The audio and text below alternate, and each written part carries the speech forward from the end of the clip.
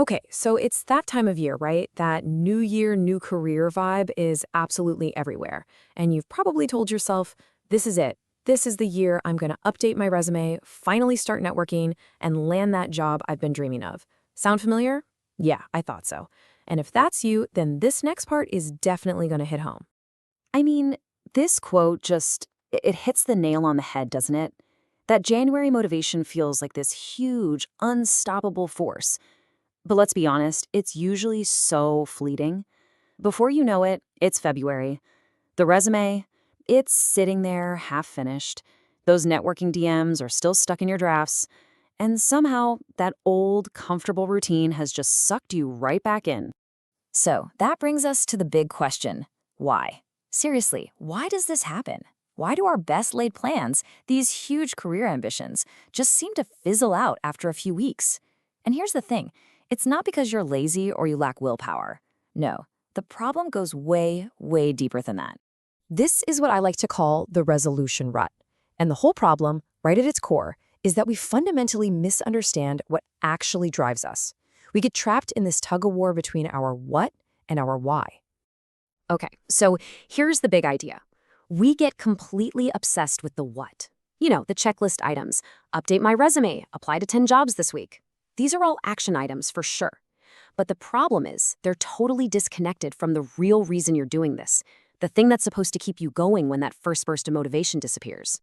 All right, let's break these two approaches down. On one hand, you have the what? This is the world of resolutions, right? It's all about those external tasks, and it runs on temporary enthusiasm.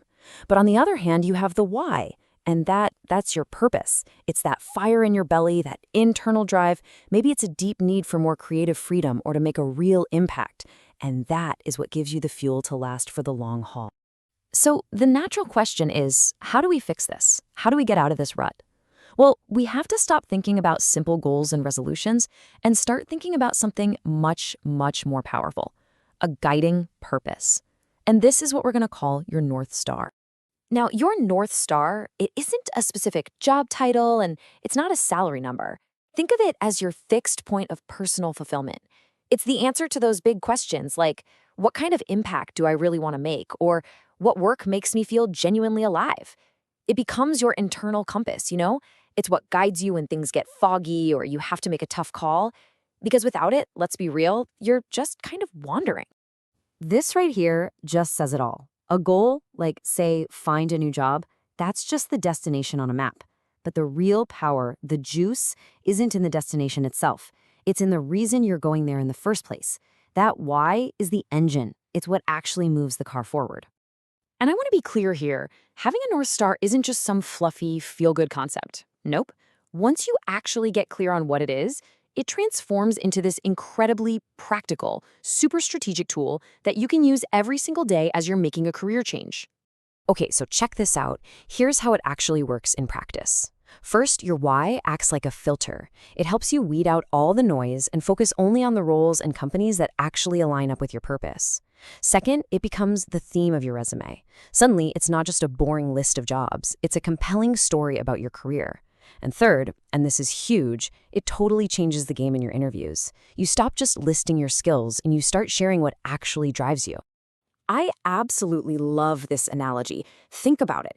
When you walk into an interview without a clear why, it's like you're just handing the interviewer a pile of ingredients. You've got flour, eggs, sugar. They can see the components, your skills, but it's not a meal. It's not very exciting.